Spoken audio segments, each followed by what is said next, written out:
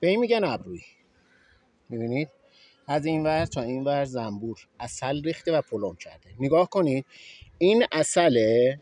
خب این تخمه. تفاوتش رو ببینید.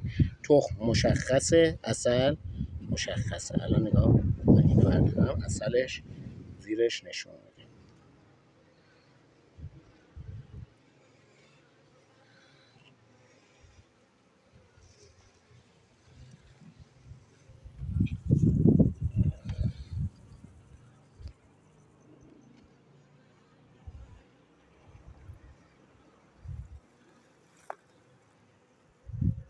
الهی شکر.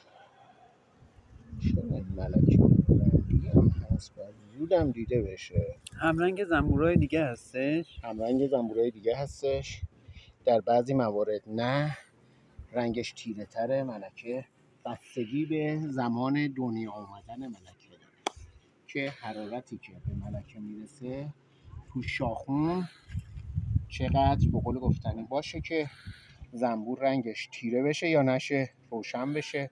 همه اینا بستگی به اون زمان تولد زنبور داره. تو شاخون هستش، حرارت هر چقدر چیز باشه زنبور